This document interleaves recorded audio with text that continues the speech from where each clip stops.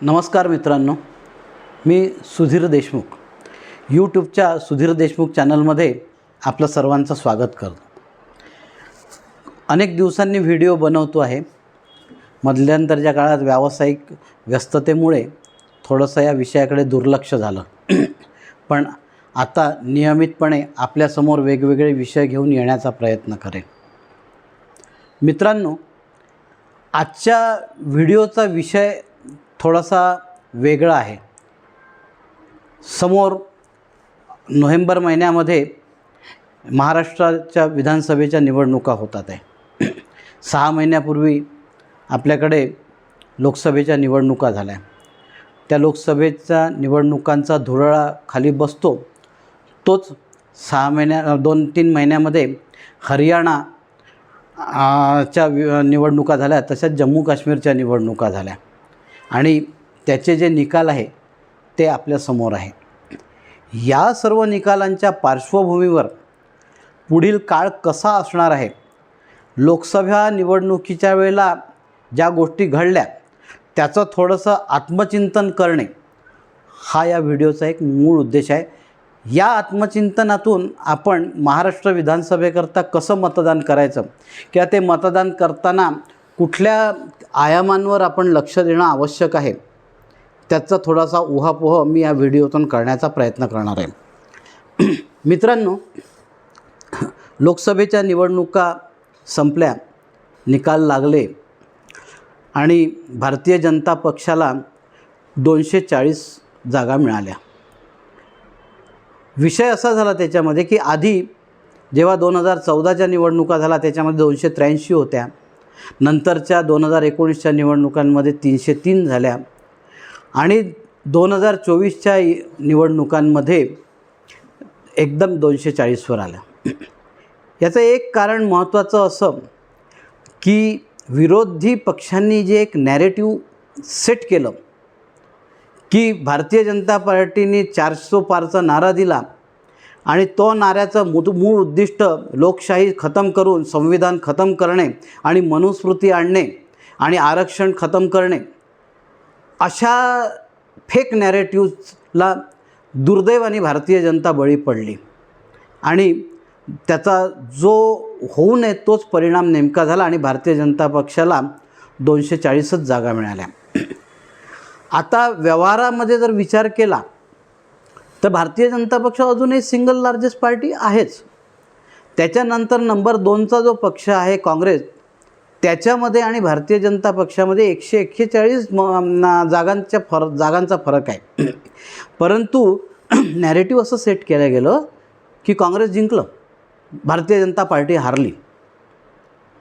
तर थोडंसं भारतीय जनतेने अशा फेक नॅरेटिव्हजना बळी पडू नये, एक सुजाण जनतेकडनं ही अपेक्षा लोकशाहीवाद्यांची असली तर ती वावगी ठरू नये। आपण भारतीय मतदार सुजाण आहोत, त्याच्यामध्ये प्रश्नच नाही। केव्हा कुठले निर्णय घ्यायचे याचा आपल्याला भान आहे असं आपण म्हणायला हरकत नाही आणि शेवटी लोकशाहीमध्ये जनतेला काय हवं आहे तेच महत्त्वाचं असतं, कारण प्रत्येक डोक्याची किंमत एक मत एवढीच असते। त्यामुळे कोणीतरी खूप शहाणा आहे म्हणून त्याला 2 मतं मिळतात किंवा त्याच्या मतांची किंमत 3 आहे आणि बाकीच्यांची 1 आहे किंवा 0 आहे, असा विषय लोकशाहीमध्ये असू शकत नाही। त्यामुळे भारतीय जनतेने जर असा विचार केला असेल की नाही या मोदी सरकारला एकदा जरा थोडंसं जमिनीवर आणणं गरजेचं आहे, धडा शिकवण्याची आवश्यकता आहे, असा जर विचार केला असेल तर जनतेचा विचार आहे तो मग त्याचा आदर ठेवला पाहिजे। पण काही गोष्टी आपण जेव्हा वर्तमान काळामध्ये करतो तेव्हा अशा गोष्टी जर भूतकाळात काही घडल्या असतील तर त्यांचा मागोवा घेणे आणि याचा भविष्यकाळात काय परिणाम होईल याचा विचार करणे हा पण तेवढाच महत्त्वाचा विषय असतो। राजकीय नेते तुम्हाला ही गोष्ट सांगणार नाही, कारण त्यांचा तात्कालिक फायदा बघायचा असतो, मतं मिळाले की निवडून यायचं। त्यामुळे एखादी देशाचं विघटन करणारी जरी गोष्ट असली तर ते बिनधास्त करतील, त्याच्याशी त्यांना काही देणं घेणं नाही। आजपर्यंतच्या राज्यकर्त्यांचा हाच हिशोब आहे आणि राजनेत्यांचा। एक मोदी सरकार जरा थोडं वेगळं होतं की ते राष्ट्रप्रथम आणि बाकी सगळ्या गोष्टीनंतर असा जो विचार करायचा, या नॅरेटिव्हला भारतीय जनतेने एक छेद दिला आणि त्यांना त्यांची जागा दाखवण्याच्या नादामध्ये 303 वरून 240वर आणून ठेवलं. इतिहास काळामध्ये अशा अनेक गोष्टी घडल्या. इतिहास काळामध्ये असं झालं की पृथ्वीराज चव्हाण दिल्लीचा सम्राट होता.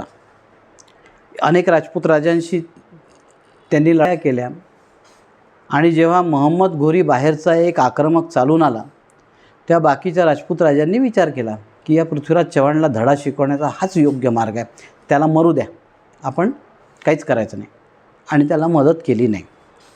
परिणाम असा की पृथ्वीराज चव्हाणांनी तराईचं पहिलं युद्ध जिंकलं, पण दुसऱ्या युद्धामध्ये पृथ्वीराज चव्हाण हारला.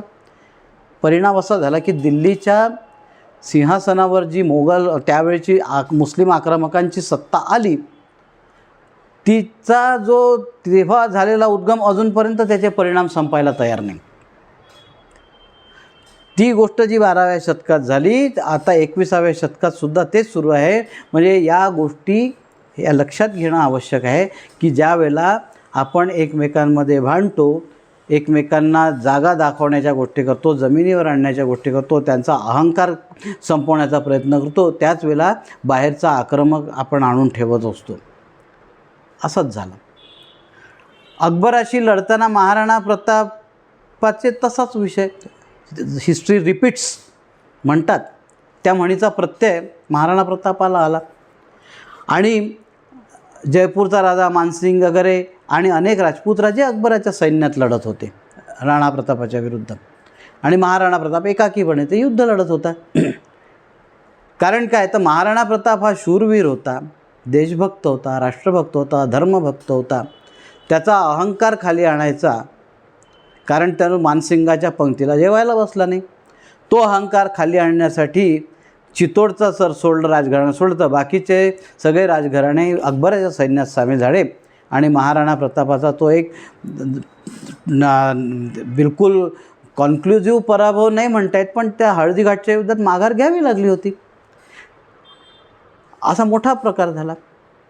असाच प्रकार संभाजी महाराजांच्या बाबतीत झाला की संभाजी महाराजांनी ते वतन दिलं नाही म्हणून त्यांच्या प्रत्यक्ष शालकांनी त्यांना पकडून दिलं आणि संभाजी महाराजांचा सगळा जो काय सोकाळ अहंकार होता म्हणता, पराक्रम होता, तो एका मिनिटात शून्यावर आणून ठेवला. असाच प्रकार पानिपतच्या वेळेला झाला की मराठे आपल्याला त्रास देतात. मराठ्यांचं उद्दिष्ट त्यावेळेला काय होतं, त्यावेळेला दिल्लीचं सिंहासन सुरक्षित राखायचं होतं आणि भारताच्या सीमा सुरक्षित राखायच्या होत्या.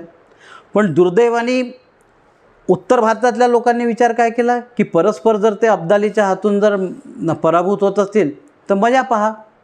परिणाम असा झाला की पानिपतावर मराठे हारले, पण ज्या सीमा सिंधू नदीच्या पलीकडे होत्या मुस्लिम आक्रमकांच्या, त्या सिंधू नदीच्या अलीकडे आल्या. तर या ज्या गोष्टी आहे, या गोष्टी आपल्या एकमेकांच्या मध्ये आपण जे भांडत होतो, एकमेकांचे अहंकार धुळीस मिळवायचे आणि आपलं मोठेपणा करायचा, या ज्या गोष्टी आपण करतो तर त्याचा हा सगळा परिणाम आहे. इंग्रज जेव्हा पेशव्यांच्या विरुद्ध युद्धाला उतरले, असाच विषय झाला की पेशव्यांचं जे सैन्य होतं ते सुद्धा पेशव्यांच्या मदतीला आलं नाही आणि 1818 साली तो दारुण पराभव झाला आणि जो एक मराठी साम्राज्य जो ब्रिटिशांचा राज्यसत्तेला अडसर होता तो सुद्धा नष्ट झाला. या सगळ्या यांचा जो निष्कर्ष असा निघतो की आपल्याला स्वतःला कोणी हरवलं तर बाहेरच्या आक्रमकांनी, बाहेरच्या शत्रूंनी नाही हरवलं, आपल्याला आपल्याच लोकांनी हरवलं. हाच विषय 2024च्या लोकसभेच्या निवडणुकांमध्ये हिंदू समाजाने केला. किंबहुना माझं स्पष्ट मत असं आहे की हिंदू समाजाचं हे व्यवच्छेदक लक्षण आहे. तुम्ही त्याला वाईट म्हणा, चांगलं म्हणा, माहिती नाही, व्यवच्छेदक लक्षण आहे की हिंदू समाज हा आपापसातच जास्ती भांडतो. त्याला पेटवायला लहानशी ठिणगी सफिशियंट आहे. जातीवर, पंथावर, काही नाही तर दुसऱ्या कुठल्या भाषेवर, काही नाही तर प्रांतावर, राष्ट्र बाजूलाच राहिलं. पण हे लहान लहान गोष्टी आपल्याला आपले अहंकार कुरवाळून देशाच्या विरुद्ध, धर्माच्या विरुद्ध युद्ध करण्यास प्रवृत्त करतात. 2024 साली दुर्दैवाने असं झालं. 2024चा जेव्हा प्रचार सुरू होता त्या अनेक लोकांची भाषणं मी ऐकत होतो. इथले एक सो कॉल्ड हिंदुत्ववादी नेते होते, सेनापती वगैरे म्हणवायच्या स्वतःला. त्यांनी फक्त आता कलमा पडायच्याच बाकी ठेवलेल्या आहे की बा मी निवडून आलो, मुसलमानांचा मुळे निवडून आलो असं म्हणायला त्यांना लाज नाही वाटली. आणि जेव्हा मग मुस्लिम समाजाने त्यांच्या घराला विळखा घातला की आमच्यामुळे निवडून आले आहे तुम्ही, तुमची स्वतःची अवकात काही नाही, तेव्हा जाग आली. पण कधीकधी असं होतं की पुढे टाकलेलं पाऊल मागे घेता येत नाही. सर्वांना ती कला जमतेच असं नाही. आणि तिथे मग त्याच्यापुढे मृत्यूला आलिंगन देणं किंवा राजकीयदृष्ट्या जर म्हणायचं तर राजकीयदृष्ट्या संपणे हाच एक पर्याय राहतो. आपल्याकडे सेल्फ डिक्लेअर्ड एक जाणता राजा म्हणवणारे नेते आहेत, त्यांनी असेच काहीतरी नॅरेटिव्ह संविधान बदलणे ही एक मोठी प्रक्रिया आहे. असं मोदी सरकार आलं, वाजपेयी सरकार आलं की संविधान बदलणं असं नाही आहे. संविधान बदलण्याचा या कुठल्याही संसदेला कधीही अधिकार नसतो. मी कायद्याचा विद्यार्थी आहे म्हणून सांगतो, संविधान बदलायचं असेल तर घटना समितीची निवडणूक घ्यावी लागते, घटना समिती स्थापन करावी लागते. ही घटना बदलायची असेल तर त्याच्यासाठी आधी पर्यायी घटना तयार द्यावी लागते. आणि जेव्हा पर्यायी घटना तयार होते त्यावेळेला असं म्हटलं जातं की ही कॉन्स्टिट्यूशन जुन्या घटनेला रिप्लेस करणार आहे. म्हणजे जुनी घटना आता रिपील केलेली आहे आणि या कॉन्स्टिट्यूशनने त्या घटनेची जागा घेतलेली आहे. पण भारतीय जनता पक्षाच्या कार्यकर्त्यांचा, नेत्यांचा आणखीन एक प्रॉब्लेम होता. ते एकदम 400 पारच्या अहंकारात इतके बुडाले होते की युद्ध जिंकल्यातच जमाय. एकाही नेत्याने त्याचा प्रतिवाद केला नाही या गोष्टीचा. राहुल गांधी जेव्हा बोलत होते की संविधान बदलायला निघाले, आरक्षण बंद करायला निघाले, भारतीय जनता पक्षाच्या नेत्यांकडनं याचा काहीच प्रतिवाद झाला नाही. लोकांनाही असं वाटलं की हो यांच्या मनात तेच आहे तर लोकांना दोषही काय द्यावा. हा एक खूप मोठा नॅरेटिव्ह जो होता त्यांनी एक राष्ट्रवादी सरकार खूप जे वरती गेलं होतं त्याला एकदम दाणकन जमिनीवर नाही आदळलं, जमिनीत खाली गाडलं. हे फक्त या देशाचं नशीब थोडंसं बरं होतं की ती सर्वात मोठा पक्ष झाला भारतीय जनता पक्ष. आणि ते सरकार, त्याचं मंत्री, त्याचे जे डेडिकेटेड कार्यकर्ते आहेत तसेच राहिले. त्यामुळे भारताचा जो आप जगात कमी व्हायचा तो झाला नाही. स्थिर सरकारचा जे परिणाम 10 वर्षात गेल्या भारताने अनुभवले आणि भारताची जी एक पत आंतरराष्ट्रीय अवकाशामध्ये वाढलेली आहे ती तशी राहिली. पण अन्यथा हे जर आणखी 10-20 जागा कमी झाल्या असत्या तर परिस्थिती वेगळी राहिली असती. आता इथे काय करायला पाहिजे? इथे मित्रांनो एक मी स्पष्ट सूचना म्हणा, आग्रह म्हणा, विनंती म्हणा, आपल्यातलाच एक नागरिक बांधव म्हणून आपल्याला विनंती करतो. या सर्व निकालांचं जेव्हा आपण विश्लेषण करतो लोकसभेच्या निकालांचं, त्यावेळेला एक असं की मुस्लिम समाज संपूर्ण एकवटला होता. मुस्लिम समाजामध्ये 92 ते 98% लोकांनी मतदान केलं आणि हिंदू समाजात 50%ही केलं नाही. आमचा समाज महाबळेश्वर, माथेरान, चारधाम यात्रा, काश्मीर, हिमाचल, सिमला, कुलू मनाली करत राहिला. जागृत नव्हता समाज, निद्रिस्त होता. निद्रिस्त झाला की आत्मविस्मृत होतं की समोर काय घडतं आहे, समोरचं येणारं संकट काय आहे याचा विचार केला जात नाही. आपल्या समाजात ते झालं दुर्दैवाने. हिंदू समाजामध्ये मतदानाला गेला नाही, विनवण्या करून सुद्धा गेला नाही की जे घरापासून 100 पावलावर आहे मतदान, तो माणूस त्या दिवशी सकाळी 4 किलोमीटर मॉर्निंग वॉक करून आला पण मतदानाच्या तिथे जाऊन मतदान केंद्रावर जाऊन मतदान केलं नाही. ही आपल्या समाजाची शोकांतिका आहे. मी कट्टर हिंदू आहे, मला हिंदुत्वाचा अभिमान आहे, हिंदू धर्माचा अभिमान आहे, हिंदू संस्कृतीचा अभिमान आहे, म्हणून त्यातल्या समाजातल्या लोकांच्या या प्रवृत्तीवर मी कठोर टीका करतो. याचा उद्देश मी शहाणा आहे हे सांगण्याचा नसून, ह्या जर टीका केल्या नाही तर आपल्यातलं जे न्यून आहे, आपल्यातला जो गंड आहे, आपल्यातलं जे कमी आहे ती काढता येणार नाही, म्हणून मी हे मोठ्या कठोर शब्दात सांगतो. आणि आता त्या पार्श्वभूमीवर महाराष्ट्राच्या निवडणुका होतात आहे. महाराष्ट्राच्या निवडणुकांमध्ये 6 पक्ष 2 वेगवेगळ्या आघाड्यांच्या खाली उतरले. एका आघाडीने, ज्याला महाविकास आघाडी म्हणतात, यांनी सरळ सरळ मुस्लिम आणि त्यांचा पक्ष घेतलेला आहे, हिंदुत्वाला शिव्या घातलेला आहे, नावं ठेवलेलं आहे, दूषणं दिलेले आहे, किंबहुना आम्ही हिंदू नाही हे सांगण्यात त्यांनी आनंद मानलेला आहे. मग ते मराठा रिझर्वेशन असेल, OBC रिझर्वेशन असेल. अहो, जर तुमचा हिंदू समाजच नाही राहिला तर तुमचं आरक्षण कुठे जाणार आहे हा विचार केला का आपण? घटनासुद्धा हिंदू समाजातल्या लोकांना आरक्षण देतं म्हणतात. तुमचा हिंदू समाजच जर व्यवस्थित नसेल तर तुमच्या आरक्षणाचं टिकणार आहे का या गोष्टी? आरक्षणाच्या गोष्टी करणारे लोक मुस्लिम समाजाकडनं जर मार्गदर्शन घेत असतील तर शिवाय याच्यासारखी लज्जास्पद गोष्ट नाही आहे. का म्हणून ते मुस्लिम समाजात त्यांना भेटतात की जे तुमचं आरक्षण संपवून कधीतरी त्यांचं आरक्षण नाही करतात, करण्याच्या मागण्या करतात. आरक्षण जर उद्या त्यांना मिळालं तर कोणाचं जाणार आहे? तुमचं आरक्षण जाणार आहे. हे आरक्षणवादी नेते त्यांना का भेटतात जाऊन, त्यांच्याकडनं का मार्गदर्शन घेतात, त्यांच्या का पाया पडतात, हे अजून न समजलेलं कोड आहे. त्याचप्रमाणे मतदानाचा एक पॅटर्न बघा की त्यांचं जे 92-98% मतदान झालं आणि हिंदू समाजाचं जे 50%च्या खाली मतदान झालं, याचा परिणाम धुळे मतदारसंघात बघायला मिळाला की 5 विधानसभा मतदार क्षेत्रात असलेली आघाडी एकट्या मालेगावनी बंद केली आणि चुकीचा उमेदवार निवडून आला. या गोष्टीचा आपण विचार करणार आहे आज तरी. अन्यथा महाराष्ट्राचा काश्मीर व पश्चिम बंगाल व्हायला वेळ लागणार नाही. पश्चिम बंगालमध्ये बघा काय चालू आहे. ममता दीदींच्या राज्यकारभाराचा प्रयोग असा आहे की तिथे दुर्गापूजेलासुद्धा परवानगी घ्यावी लागते. अजानच्या वेळेला दुर्गापूजेची आरती करता येत नाही. आपल्याला महाराष्ट्रात चालणार आहे? हा शिवाजी महाराजांनी असा महाराष्ट्र अपेक्षा केला होता का? स्वराज्यासाठी त्यांनी जे स्वतःचं रक्त दिलं, स्वतःचा संसार धुळीस मिळवला, याच्यासाठी केला होता का? नाव शिवाजी महाराजांचं घ्यायचं आणि कृती औरंगजेबाची करायची. तेव्हा बंधूंनो, मी भारतीय जनता पक्षाला मत द्या असं तुम्हाला सांगत नाही, पण माझं आपल्याला 2 विनंती. एक, सुरुवातीला मतदानाला बाहेर पडा. दिवाळीनंतरच्या 15 दिवसांनी मतदान आहे 20 नोव्हेंबरला. मतदानाला बाहेर पडा. हिंदू समाजाचं 100% मतदान कसं होईल हे बघा. आपण त्या मतदानात सहभागी व्हा, मतदान करा. आपल्या शेजाऱ्यांना न्या, आपल्या कुटुंबियांना न्या. आणि महत्त्वाचं की याच्यानंतर जे मतदान कराल, हिंदुत्ववादी जो उमेदवार असेल, जो हिंदू हिताची काळजी घेईल, त्या उमेदवाराला मतदान करा.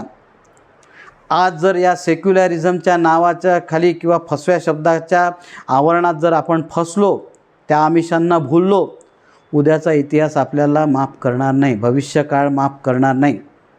कारण आपण त्याला हिंदू म्हणून जगण्याच्या लायकीचे राहणार नाही.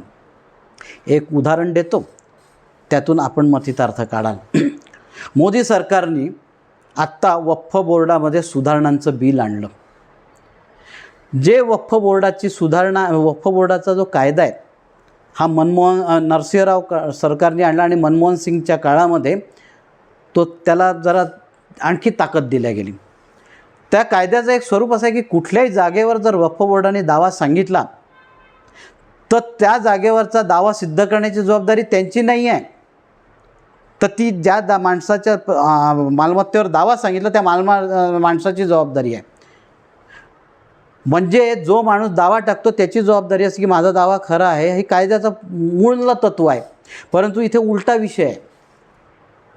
उद्या त्या वक्फ बोर्डाचं संशोधन विधेयक लोकसभेत आलं आणि ते संयुक्त समितीकडे गेलं, संसदीय समितीकडे, आणि तिथे आता त्याचं चर्चा चर्विचरण सुरू आहे. मधल्या काळामध्ये मुस्लिम समाजाचा जो वक्फ बोर्ड आहे त्यांनी नाशिकच्या मुक्तिधामवर दावा ठोकलेला आहे. मुक्तिधाम ही वक्फ बोर्डाची जमीन नाही आहे. इस्लाम हा फक्त मुश्किलीने 1000 सालानंतर आलेला आहे, पण हिंदू समाज त्याच्या आधी राहत होता. हिंदू धर्म, हिंदू संस्कृती, हिंदू भूमी, हिंदुस्तान, भारतवर्ष हे सगळं 5, 15, 20, 25 हजार वर्षापासून आहे. या उपऱ्यांनी आपल्या जमिनीवर, मालमत्तांवर अधिकार सांगावा असं काय घडलेलं आहे? तर तो वक्फ बोर्डाचा ॲक्ट आहे. या कायद्यामध्ये सुधारणा करण्यासाठी जेव्हा पावलं उचलले आपल्यातल्याच ना काही नतद्रष्टांनी त्याला विरोध केला, सो कॉल्ड सेक्युलरिझम मानणाऱ्या लोकांनी. ही सेक्युलर हा जो शब्द आहे हा भारतीय समाजाला लागलेली कीड आहे, लक्षात असू द्या.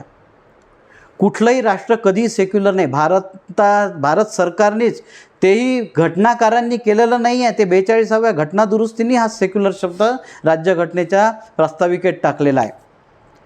तेव्हा हिंदू समाजाने या गोष्टींपासून सावध होऊन नीट विचारपूर्वक मतदान करणं आवश्यक आहे.